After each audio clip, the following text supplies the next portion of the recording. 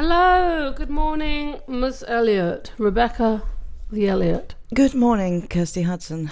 How are you this morning? I forgot to put the bins out again. Oh no. I know. Is it blue bin? I think it's blue bin day. You know, Benji used to think that blue bin day, when he was about 3, was a thing, like an event, like pancake day or something. He didn't think it was like Christmas. He didn't think we were all out doing our blue bin shopping. Yeah. But he thought it was an event that we were marking something by putting our blue bins out. It was a thing. But did he didn't quite get that it happens every 2 weeks. Did he want a celebration? He got excited. No, he got excited. Oh, it's blue bin day. It's blue bin day. Oh, that's so cute. So we'd have like a special blue bin meal in the evening. You should have done that. You could have died. Well, I forgot to put it out again, and I don't understand how you forget it. Or... Me and Matt, can write novels and teach the youth of today, but can't manage between the two of us to remember to put our bins out ever. That makes me livid. I know. I think Kirsty that about Hudson. so many things. Just like the incompetence of myself is just at times. Well, it's staggering.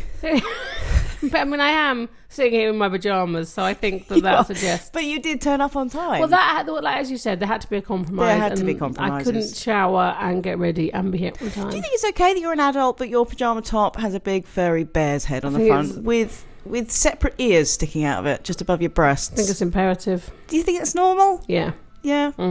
They're from Marks and I don't Spencer's. think imperative was the right word. Really, I was thinking it was meant important, it was nearly right. Okay, they're from Marks and Spencer's. So they're a definite adult. They're from the adult section. Okay. I mean, they're a size 18 for frig's sake. Yeah, so they better be. Good catch there. Well done. They better be in the adult section. Yeah. Well, they are in the adult. Normal section. adult section or the special bear teddy. Yeah, they are. But beautiful. Okay. And I just, I've got no bra on as well. I'm not ashamed. Oh, you didn't have to tell us that. Well, I felt weird. I was thinking about putting a bra on, but I would have felt weird wearing my pajamas with a bra underneath. I would have preferred that. I would have felt less weird. The teddy bear is covering a whole multitude of sins. God. That poor bear. I know. Weirdly, he has got a face on the inside as well. Oh, no. Yeah. He's looking at your naked boobs. His face smashed up against them. Oh, that is unfortunate. It is, but kind of exciting. Somebody should call animal welfare. Kind of exciting that I've got a bear on my breast. No, it's not.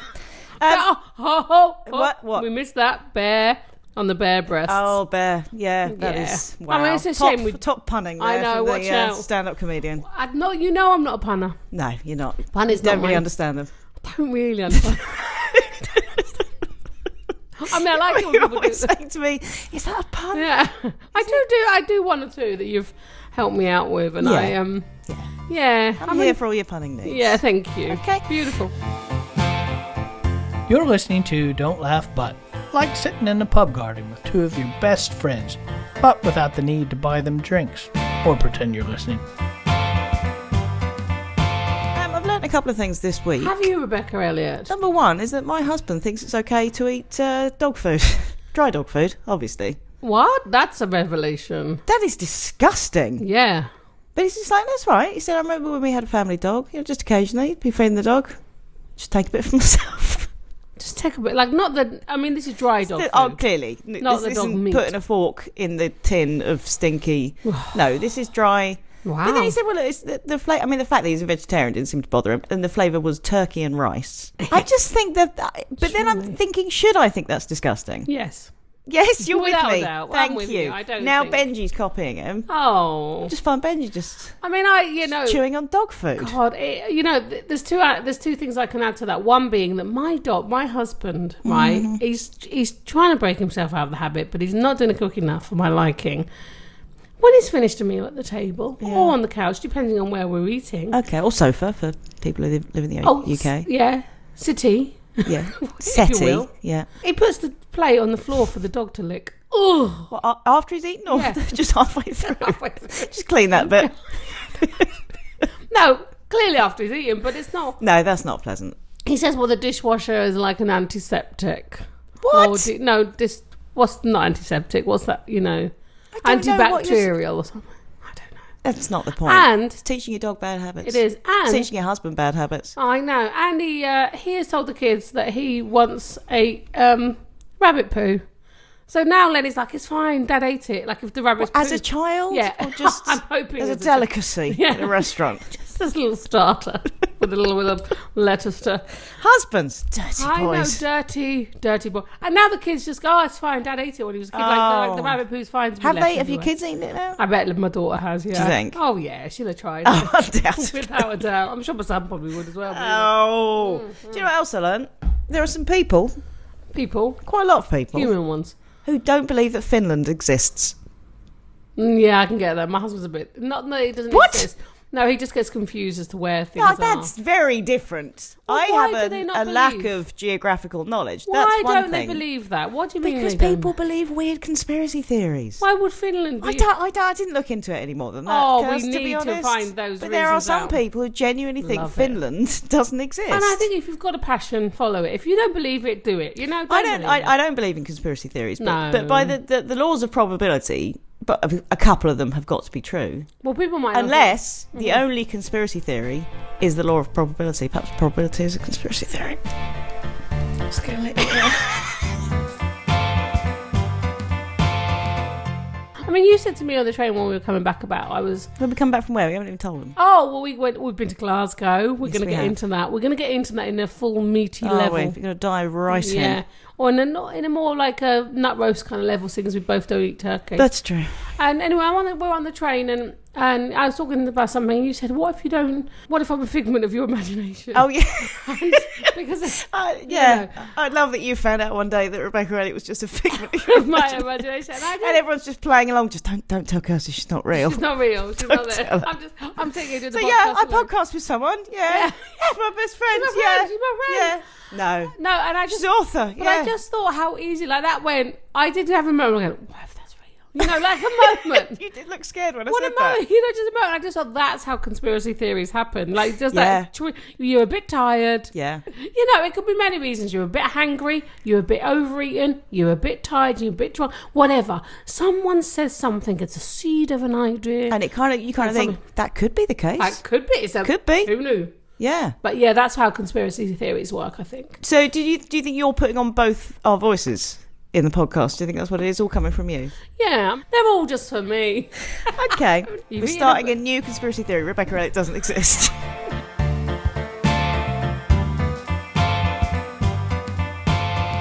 So, welcome to Don't Laugh But. I don't think we've even said We have that. not said welcome here on this beautiful Welcome. Thursday day of January. I hope you're well. Oh, yeah. Not too cold. It's cold. It's getting cold. Yesterday. Grey. We've had a lot of rain. It's the very worst of January. at the I moment. don't know. This morning, did you see the sunrise this morning? The red sky. I did, but red sky in the morning, shepherd's morning. I know, but you It's can't. going to be cold. I love a red sky in the morning. Red sky at night, shepherd's pine, angel delight. I think that's how it works. It is, yeah. Yeah. I used to love angels, like butterscotch flavours all the way. Oh, it's the only way to go. I would judge very harshly someone who bought and ate strawberry angel delight. That does have a taste. What are you doing with your life? It has a taste of washing up liquid to the strawberry. Of course it does. That's all we're saying. It's wrong, It's people. conspiracy theory. It's morally wrong. What are we doing today? We, Rebecca Elliott, this fine January morning, are doing travel. Because Travel. The travel of all kinds of travel, not just one. We're not going to limit ourselves to planes, Trains, walking, and automobiles. cars. Yeah. Oh, it's exciting, isn't I it? know that. I mean, we are literally. No, I think we should limitless. leave cars. Cars isn't. No, we'll do Is that- a different thing on cars. Can't we do road trips then today? No, it's up to you, darling. Well, we can. Darling, Did you call me that? it's up to you, That was darling. weird. Something like that. I don't mind. Okay. I bow to your grace I and just knowledge. think we could do a whole different thing on cars.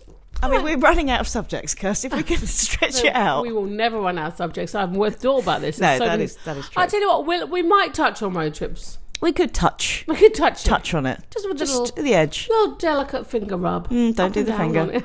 Stop fingering. Yeah, so travel. I mean, we've decided to do this because we have extensively travelled this week. I have extensively travelled slightly more than you this week. Is it competition? It's not a competition, I'm just going to say, because we went to Glasgow, Yes. which we're going to delve so deeply into, aren't Are we? Oh, I think we're going to. Yeah, well, we had an eventful train journey, which we're not going to mention now. But we will be mentioning. But wow. Exciting. Oh, you have to listen Yeah. till the end, I'm afraid, because this is going to be exciting. Yeah. And then when we came back from Glasgow, I had a gig in St Albans. Yes, you did. did all of that. And I just thought that was weird, going from a train to a car to a gig, home again. Mm-hmm.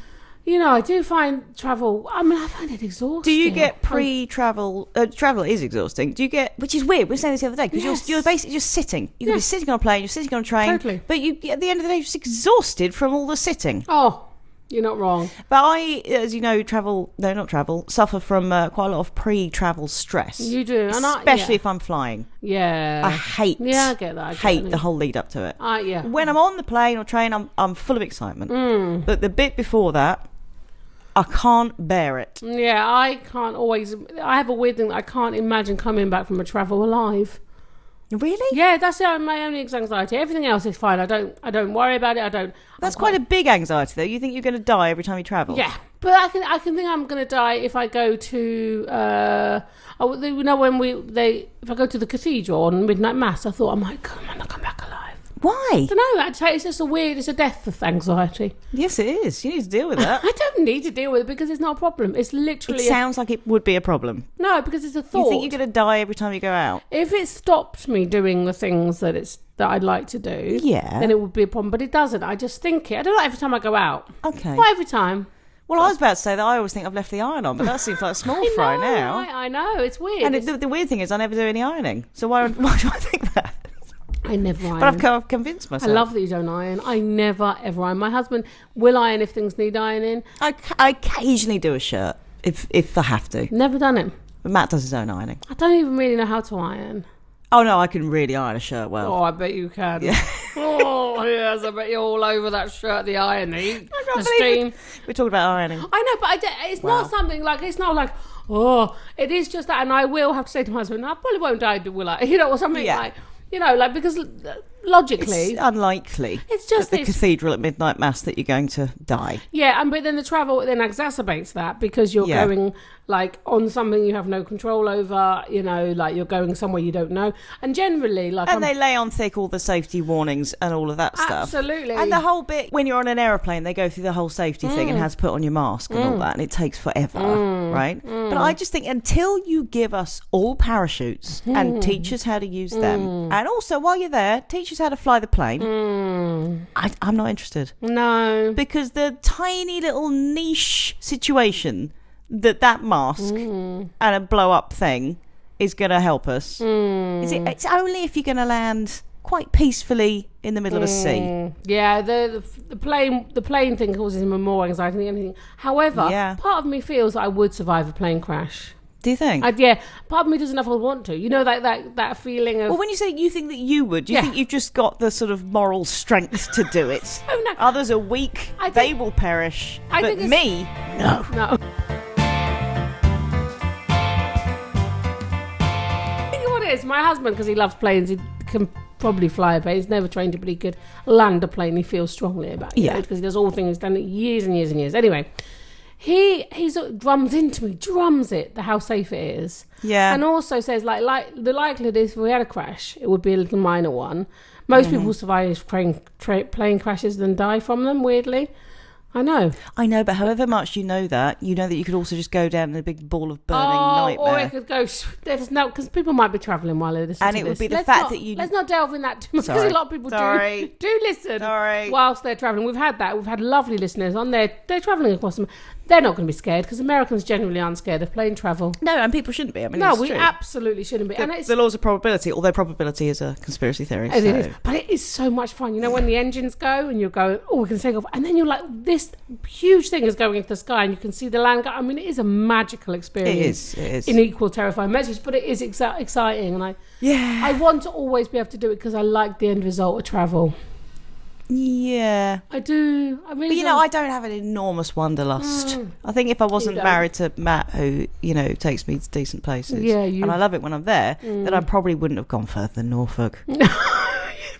I'm happy, and I'd be happy. I'm happy. Yeah, but I do love Scotland. Oh, now that's where we were going to. So we went to Glasgow to see my good friend Sharon Rooney. Your good friend Sharon Rooney. Big Hollywood star. Who is now I'm going to say it BFF. She's my new BFF. She's my... No, we're going to start doing a podcast together, so... She would be great on a podcast.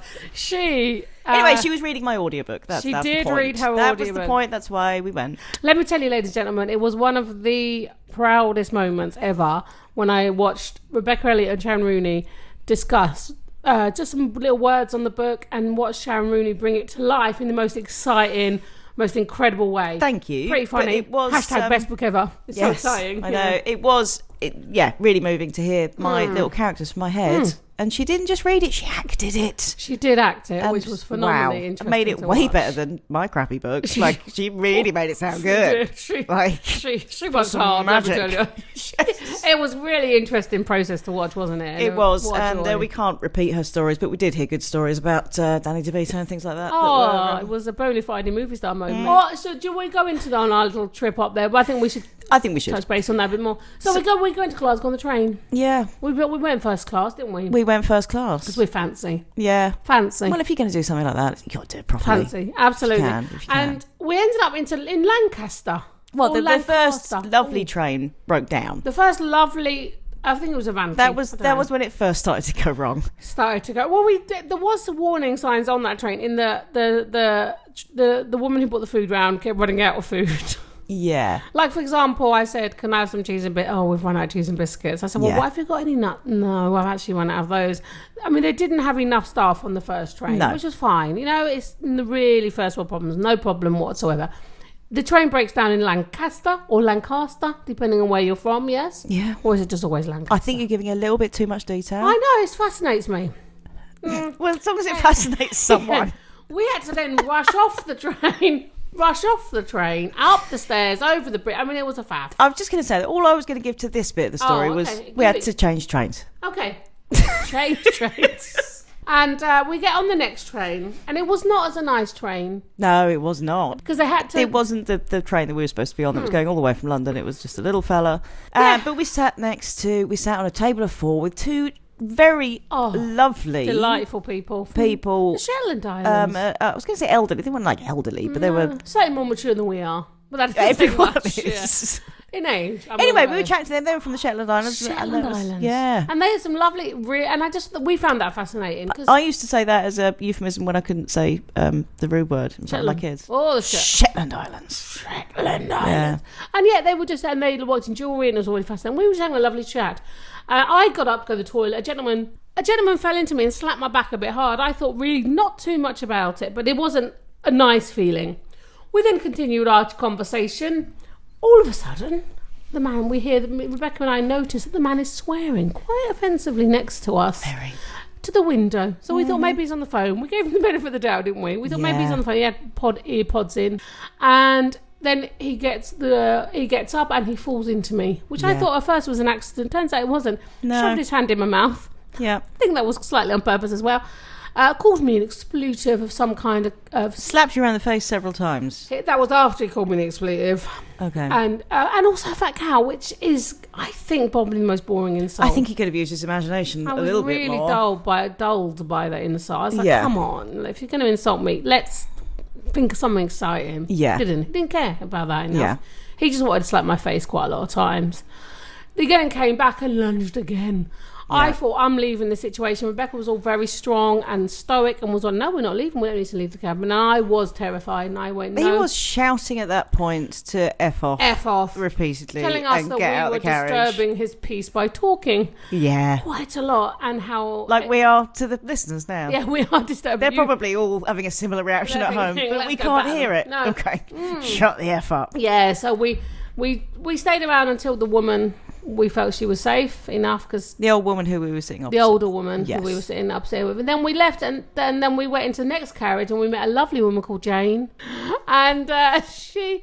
And the reason I went into the next carriage is I had clocked earlier a very rather muscular guy who obviously works out really intense. I mean, he had muscles like where muscles shouldn't be. He was pumped. And I thought, if I'm near him, I think he'd stand in front of me. Turns out I was right. He wanted to have a fight. He with wanted the to have other a fight. Both Jane and him wanted to fight the other guy. They did.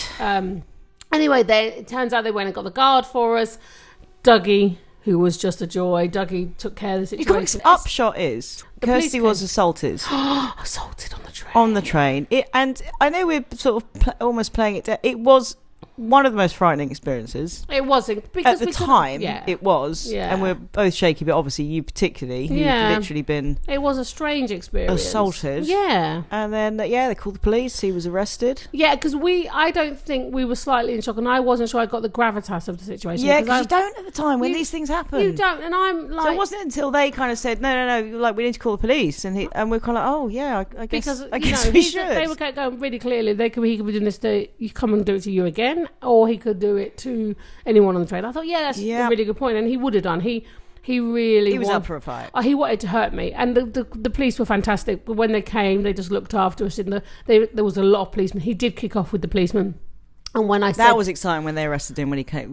The next stop, loads of police there. We wouldn't let anyone off the train until they sorted him out. Arrested him. He kicked off with them. Police came on to chat to us. Then they said they were going to interview us at the station, but they said, kindly, we'll take you to Glasgow, because they felt it would be more of an easier option for us, which was just great. The police were just so wonderful. They really were. Sat with us on the train, talked to us. Doug, the Penrith train people were just beautiful. They had another colleague come and talk to us. This is the thing. They offered us tea. They offered us water. It was the kindness. Is that what you're going to say? That's what I was going to say. That this story could almost go in our lovely hole, which we have at the end. It absolutely in that, the kindness that kicked off with the train staff, the people in that carriage, and the police, and everyone after that point who we told the story to, was just phenomenal. Just so kind, and just absolutely, because I said to a few people in that, I said, did I do the right thing? Because I don't generally walk away from confrontation. It's not something that worries me or intimidates me or anything generally in my life, but I felt really strongly the desire and urge to leave the carriage.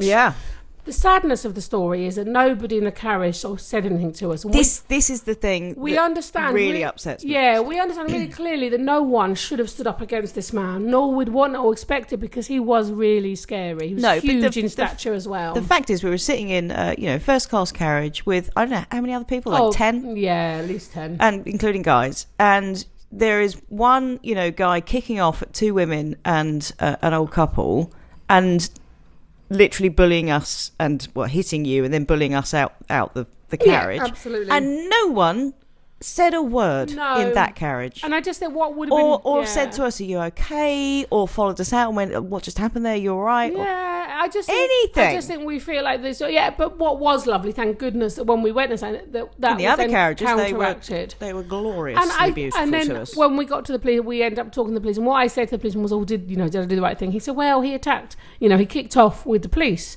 If he's going to kick off with the police, he's going to not afraid to hurt you. And I thought that's really interesting that you think...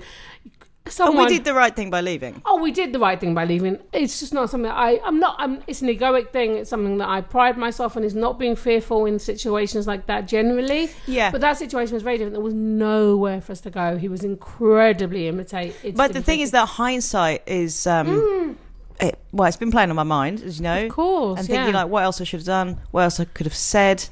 And also, I really wanted to go back in that first class carriage afterwards and go thanks a lot, everyone. I know. I didn't. I probably should. I know. All the things we could have, should have, did and didn't. But I think not to praise ourselves, but I think what was lovely was our friendship was really strong, beautiful, and I felt very supported by you. Good. I felt very supported by the strangers, our friends, who became our friends in that moment. Yeah, that was lovely. I felt supported by the train staff, who literally were like, do you want a cup of tea? That must have really shaken you up, and really just...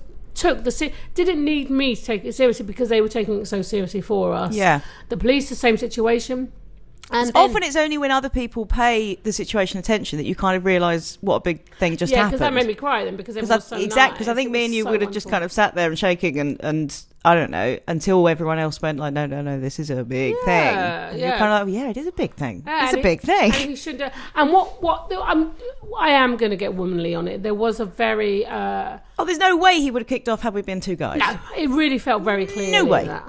Yeah. Because also he did it when the gentleman left.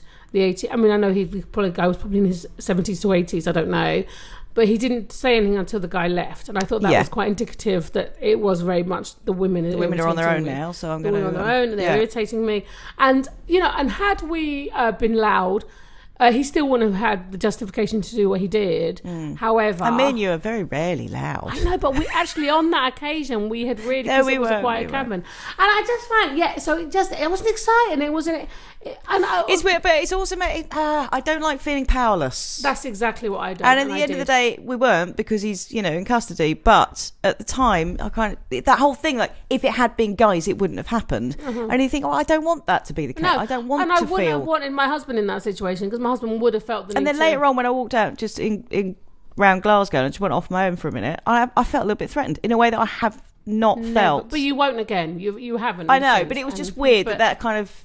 It is that moment. Well, I had the moment where I went up to my hotel room and I put the chain on the door. I've never done those kind of things. Yeah. And I felt like, I don't like feeling weak. I don't. But I think actually I feel more now. I can honestly say I feel really empowered by the situation. Yeah. Because of how we managed it. And also, and I said to you, I'll take that battering for the experience we had. Yeah. Of course, I'm being flippant, but it was just we had such a fantastic time meeting Sharon Rooney. Oh, like Glasgow watching was amazing. Glasgow was incredible. It's a city I want to go and explore. We had a lot of cocktails. There was a lot of cocktails drunk that night.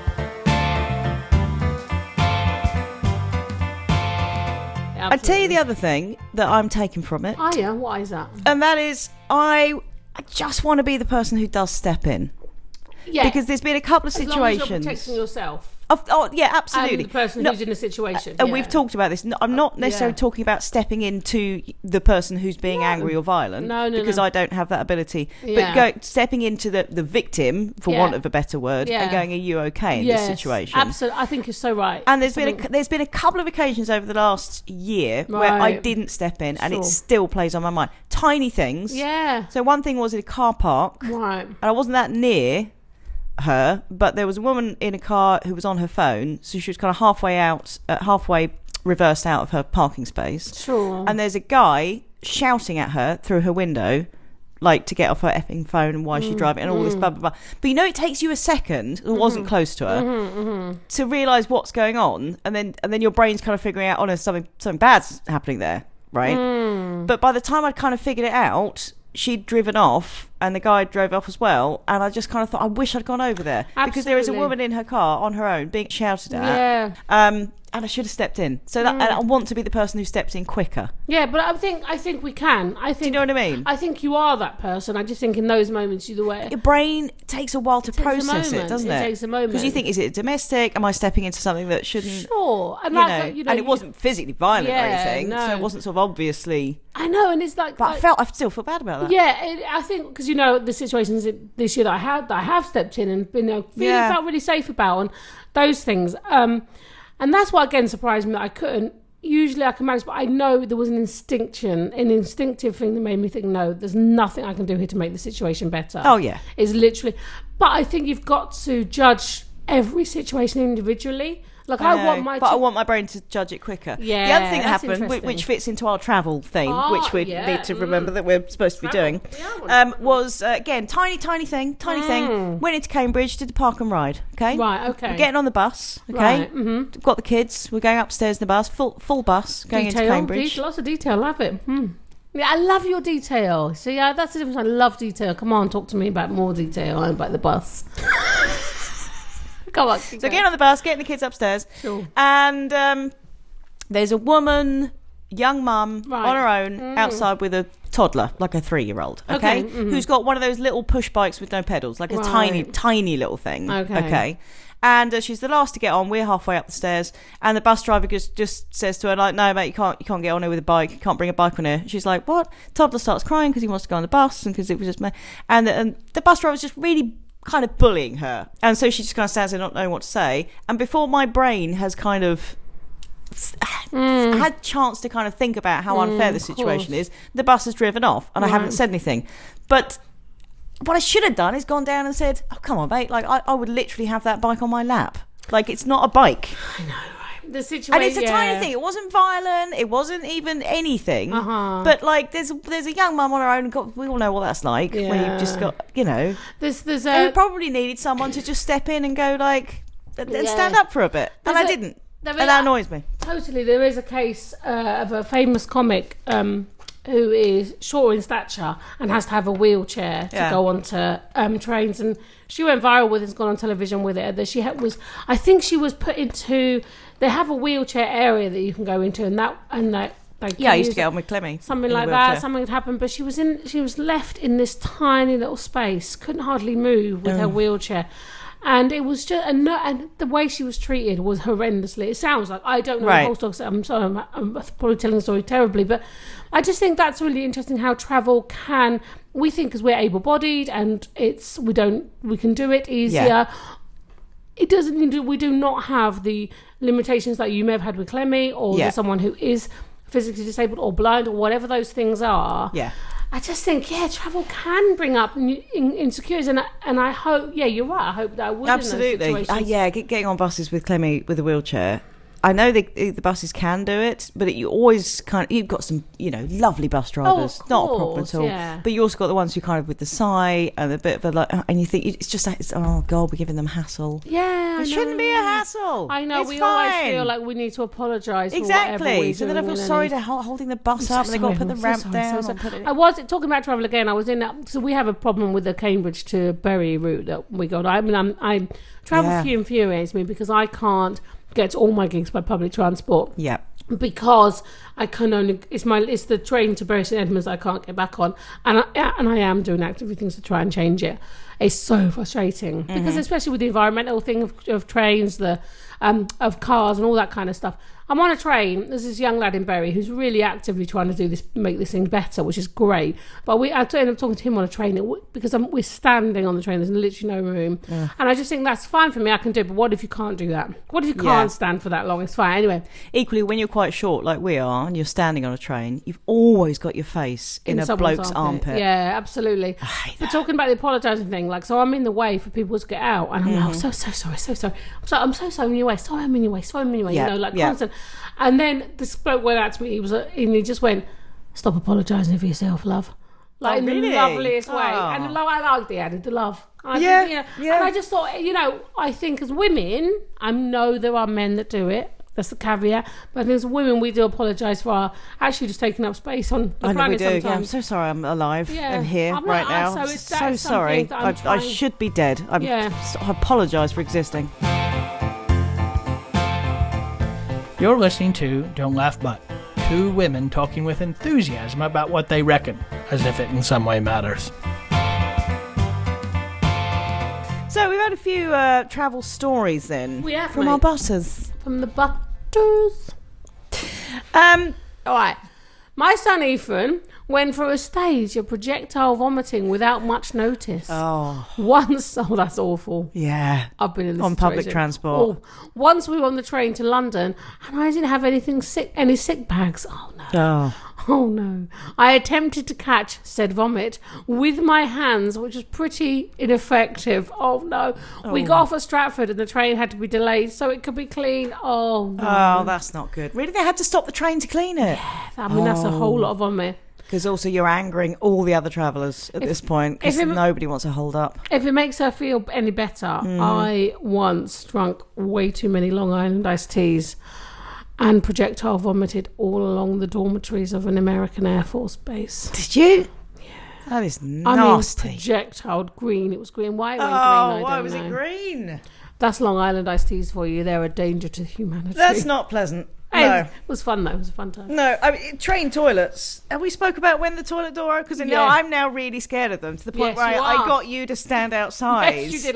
It's the curvy ones. It's the curvy ones. Worry you, don't they? They worry me that the door's just going to open, which did literally happen to me once with my knickers around my ankles. Love that. And I can't get rid of that idea. Nor can I. No. But nor can our listeners know either. No. And we didn't talk about the other thing that annoyed me on the train. What? I mean, obviously, apart from you getting assaulted. But, little things. Everything now has a personality. Objects have a personality. Yes, and we're kind of getting used to that. So a bottle of drink will say, recycle me afterwards. Yes, or whatever. And it talks to you. But the worst case of that was in the toilets of the train. On the bin, it said, feed me tampons and nappies. Feed me tampons and nappies. So not only is it speaking to me, but I'm now imagining that I'm feeding. And that no, it's not sentient being. No, I'm not having it. I'm not having it. It is a bin. It's not supposed to talk to me. A drink is not supposed to talk to me. They're things. What is a sentient Why being? do objects have What's a sentient being? A thing that has thought. Okay. Unlike yourself. Just you know what? I like that. That sounds like an alien, a sentient being. Well, now I'm doubting that I've got that right. I think you should doubt it. Just doubt it. Just doubt all the time anytime you say something. No, yeah. Good point. Well made, Rebecca Elliott. No, I don't think it was either of those things.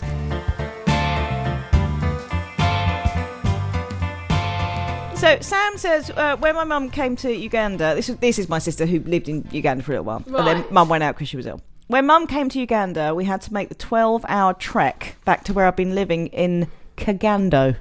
Who doesn't want to live in Kagando?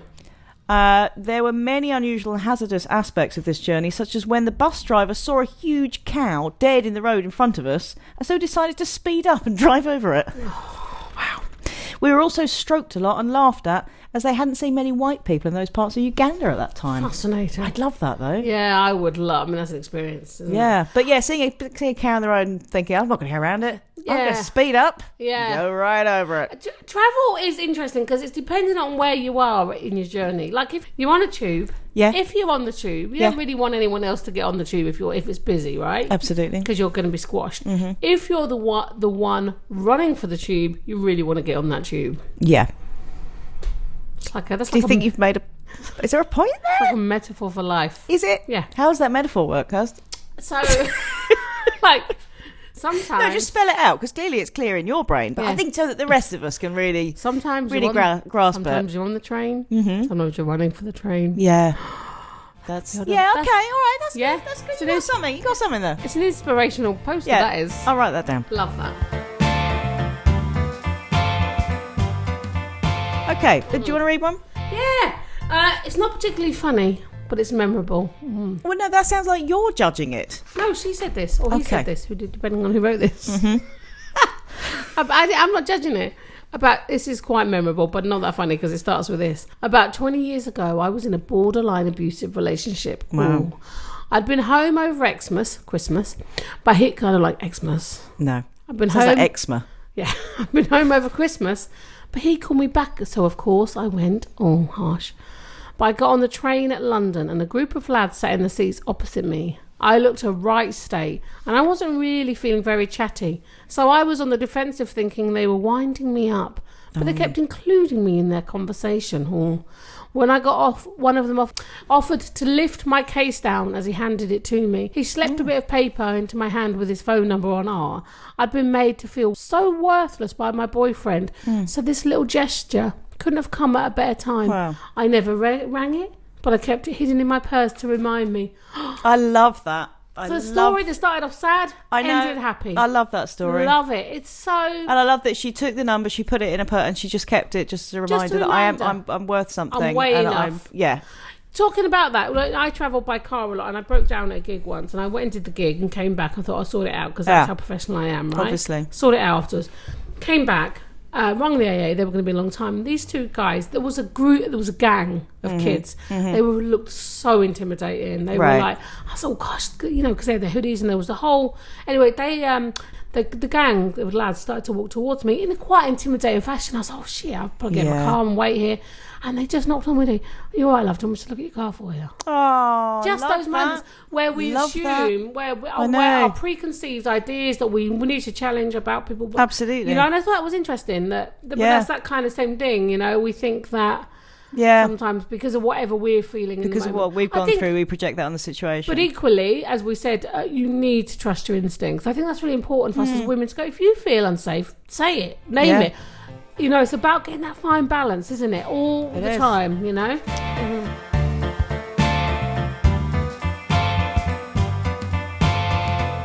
So, I've got another story here. I was on an Air France flight from Rio de Janeiro to Paris. That sounds exotic already. I had a window seat and a rather large and unpleasant Frenchman sitting next to me. He was so huge that his belly fat was actually going over the armrest in the middle. He grumbled and growled throughout the flight and was one of those men that had beads of sweat permanently dripping from his upper lip. When the evening meal came along, he was shoveling it all in his mouth when suddenly he stopped and then he sneezed. And warm, slimy, greasy mashed potato and butter came flying out of his nose and mouth all over me. I had my favourite T-shirt on and it was now covered. I got up, climbed over him, went to the toilets and tried to clean him up. I stood at the back of the plane for most of the remaining flight drinking the wine. It's the only thing to do at that point. Landed in Paris, but my luggage was on the plane to London. I needed a new top. No shops were open.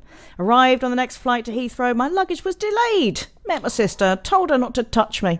Went and bought a new T-shirt. Changed in the bathrooms. Chucked my favourite one in the bin. Oh. Lesson learnt. Always carry a spare top in your hand. Always. And don't sit next I've done to that. I've never carried a large, angry, French, sneezy man. Yeah. Well, it's not quite niche. Is the main problem with travel the other travellers? I think we're really close to people, and that can be tough. Yeah. At times. Yeah. And plane seats are small. I have a plane story. We have to travel quite a lot to the States, obviously, with old American people. Yeah. And there was I want to say Chinese. I'm presuming they were Chinese. Couple on the train next to us. Okay. They weren't. They were on the plane, and he started drinking quite a lot of red wine. Okay. And he probably the wine flow. There was probably about 10 bottles. All of a sudden, he just passes out in my lap. Oh no! He just sitting there, and he went whoop, into my lap. What was his other half doing at this point? Well, she just looked at me and she went, he's... And I said, so anyway, we got to the crux of the situation. Yeah. He thought he was drinking blackcurrant squash. He thought he was. Really? Yep. Wow. Oh, that's quite sweet. Did you just stroke his head in the end? I ended up having to go, and because I had to get someone to help him, they got him in the recovery. I had to stand Oh no, that's really bad. He was very unwell from it, because I don't think he probably drank really. Oh, so he was passed out the whole journey. God, love him. I know, right? Do you like hotels? I love them. I love a hotel. I love a hotel. I tell you what annoys me. I love a hotel breakfast so much, I can't tell you. I know you do. I've witnessed you loving a hotel breakfast for hours. Yeah. You will fit it all in. Yeah, I get everything. Actually, we had this a lot when we were eating out, because both of us get... I get full quite quickly, and it annoys me. And so do I, apart from breakfast. Apart from breakfast, yeah. I was about to say that, but then I thought, but breakfast, you were just shoveling it in. But the other meals we had out, we couldn't eat enough, and it was annoying. Yeah. So you're doing that race against your own stomach. You're thinking, I want to eat this, so I'm going to cram it all in as quick as I can before my stomach tells my brain, no more, you now feel sick. Yeah, I know. It's probably not a healthy way to live, is it? Well, it is, but I love it. But the hotel breakfast, there's something about a buffet breakfast. But in this hotel that we stayed in, it was the best of both worlds. It was buffet and pick whatever you want off the menu, and we'll make whatever you want. Whatever you want. Whatever your heart's desire. The kedgeree. And you really took them at their word and went for it all. I did. I had a kedgeree and 2 eggs. Yeah. And loads of toast. Yeah. And I also had a what's it called? Pastry. You did. Oh, and they had vodka on that breakfast. They did. They were offering vodka and Prosecco, which I did have. I love that. In fact, no, hotels. Why is the hairdryer in a bag?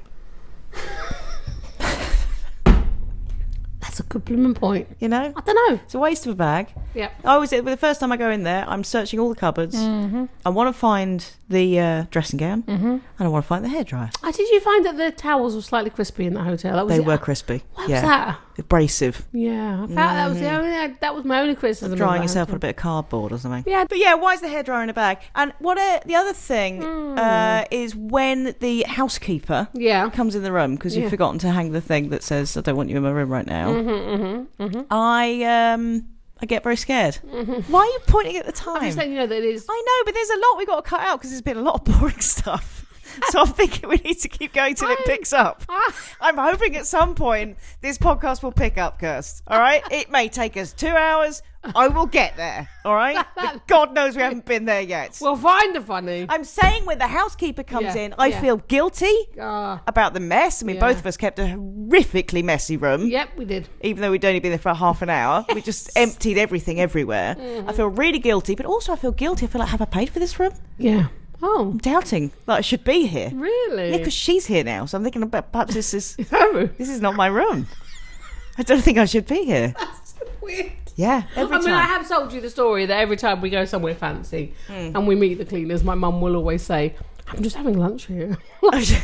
Excuse the like fact that she's class there. thing is like, whatever is like, that stays with you. Like, I don't...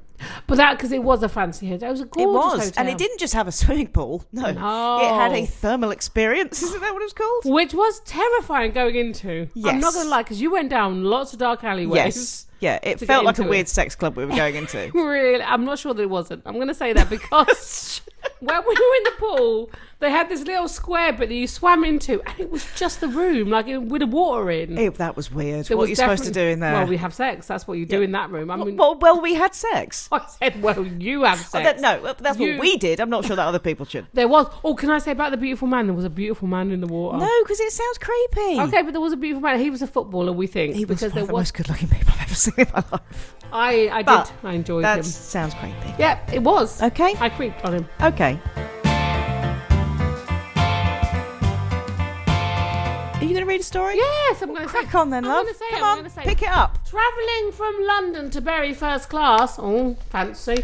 From USA and airport. I presume from USA airport. From USA. Anyway. They're travelling from London to Bury in the first class. I sat next to Nigel Havers. Wow. This is already picked up. This is thank goodness this has lifted the podcast. Which was we needed Nigel Havers now. God knows we needed. Oh, God, I love him. He was in Coronation Street, you know. Was he? Yeah. I'm hoping to come back, but they've killed him off. But I just wanted to... You're making it dull again. I love him. which is naturally very exciting, except that I wasn't on the last 2 hours of about 20 hours of travelling, and so I was rather bedraggled. Mm-hmm. Oh, and he was as always, of course. Immaculately turned out, gent. Yes, he's got great hair. Posture. Our train was stopped on the line. Oh, she's on the train. Not the plane. For the love of God, do you want to read it all again? No. Are you sure? I know it now. Our train was stopped on the line due to someone jumping off a bridge. I hate That's that. always I've heard tragic. that. I hate that. I In front of us, which was pretty hideous thought. We all had to sit around for a while and then be taken to the rest of the way by bus. Mm-hmm. Well, bus replacement services. I know. They replace the joy with misery. Yes, they do. Well, Mr. Havers decided they had quite enough of the common riffraff that he'd had to endure all the way from London, i.e. me. Mm-hmm. And so he called a driver to come and pick him up. Oh, of course he did. Shame. Shame. I know, because you'd be like... I can't imagine Nigel Havers has ever been on a bus. No. I don't want him to. It's not happening.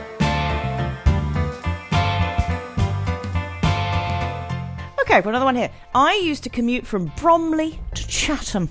It was a horrible commute. We were often held up en route. The trains with a slam door kind of. One particular night, I don't know how it happened, but a train went by at speed on the track next to us and ripped the door off. Mm-hmm. In that moment, we all had the same thought process, that if anyone said anything, we were not getting home anytime soon. So without saying a word, the people closest to the gaping hole moved to different seats, and we all sat there going dum-de-dum-de-dum in our heads. Wow. Which was all good until the ticket inspector walked in and said, "How long has it been like that?" We all collectively looked sheepish as we were herded off the train at the next stop. I just loved the wordless group decision-making that took place in that moment. But obviously, in hindsight, the discarded door could have probably caused an accident, so we probably should have spoken up. Wow. But beleaguered commuter mentality, get home at all costs, overrides all sensible thinking. It does, but It does, but I do want to say, going back to our stories, that we need to keep train guards on the trains. Train guards. Train I know. people on the train. I know. What their role is. We need them. Well, this is the thing. So you got to have all these signs as well, saying like, "Oh, there's CCTV here. We're keeping an eye on you. Tell us if you see anyone in trouble. Tell us if you see anything suspicious." Mm-hmm. And yet, when you were assaulted, no one said a damn thing. And also, it took a long time. If we hadn't got muscly, we couldn't find anyone because we really couldn't, because we couldn't go back into there. So we had to keep going one way, and we couldn't find him. And and it wasn't actually his fault. It was just that there was literally lack of staff, and that's why they go on strike and thing. I think, and I think I'm all for that now. I know that. I know it disrupts, but crikey, we need it. We sort it out. We need the Dougies of the world. We do. Don't leave your baggage unattended. That confuses me, because when you get on there with a big case, you need to leave it down the end of the carriage. We do leave it. So I'm leaving my baggage unattended. Are they just covering their liability? I think they are. So that if your baggage is stolen or if there's a bomb in it, then it's basically not their fault? Or do they expect to take this huge cube of like clothes and electronic stuff that weighs the same as a Volvo and me to put it on my lap? hang out the window on a bit of string? What are you supposed to do? I know, I don't know, Rebecca Elliott. I mean, I think you're right. I'm just saying, Kirsty. When you first said that point, I thought, what a twat. But now you described it. I went, yeah. Do you think that with everything I say? Yeah. Hey, that'll do for travel. We've covered every aspect. I've got an overheard corner. Have you, mate? Yes, I have. Good. It was in Glasgow. Yeah. It was in Glasgow. Yeah. And 2 women walked past, and one of them said to the other one, "Did you go to the pity party last week?" But, like, did you go to the pity party last week? She said it in a way that went, "Did you go to that party?" She wasn't saying it in a way that, "Did you feel sorry for yourself last week?" There was a pity party. So, is that a thing? I And hope if so. not, it should be. It should be. We should a create pity them. party where we just all feel sorry for ourselves in unison. That's going to Dragon's Den. Love it. Yes, pityparties.com. Beautiful. That's beautiful. Did you go to the pity party last week? I can't do the accent very well. Is it coming on? No, it's getting there. I mean, it's going to take a while, but New worry. No worry. And just know. Just know. New worry. Love it. No bother. Oh, yeah, we did find out that I Love can that do the accent. Yorkshire accent when we were away. Yeah, don't try it now. Okay, but I'm going to bring... Work on it, I'm going to Kirst. bring it Work to the on it. people, because it was good.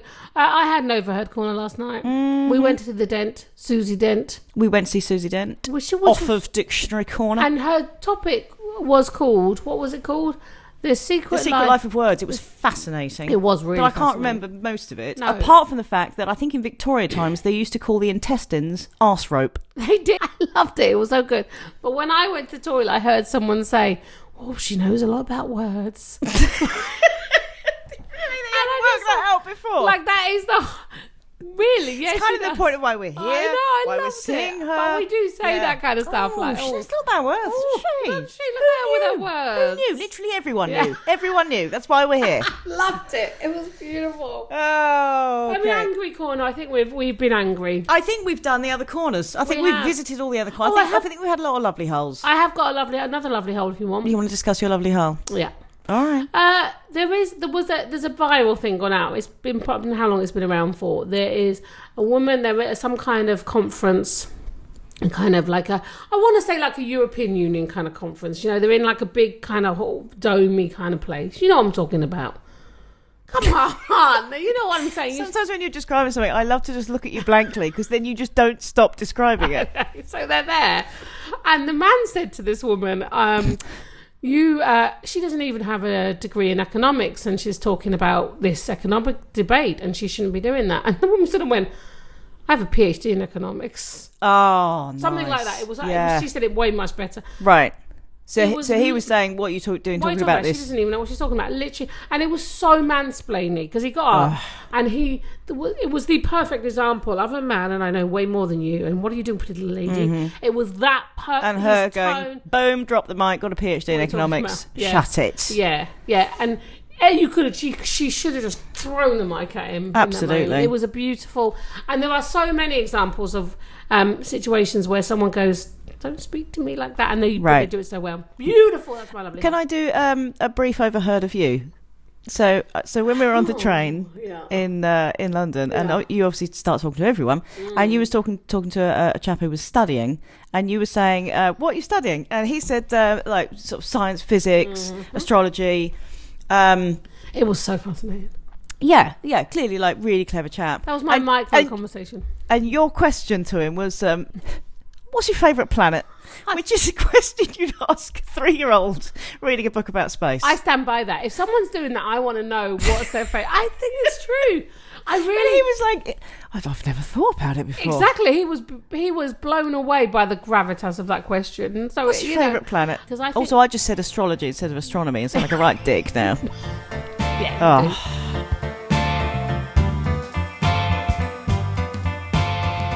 Love it. So, have a great week, but... Oh, yes, this is us all being more organised, people. I know. Next week, we're going to be talking about habits. This is quite a breakthrough for us because we normally only decide the day before and then have a panic and don't give enough time for people to have to think about it. So we're doing habits. Habits is so what we're doing. If you've got a bad disgusting or weird habit. Or dirty habits. No. No, don't tell us your dirty habits. Let us know.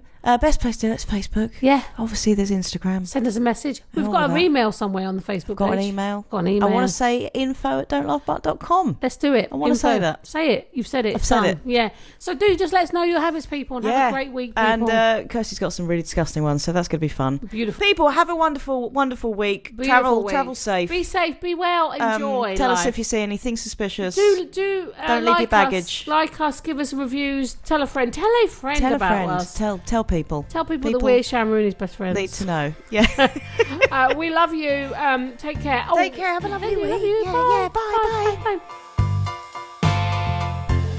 Rebecca and Kirsty will be back next week to once again audibly spoon you with their firm yet malleable twatterings.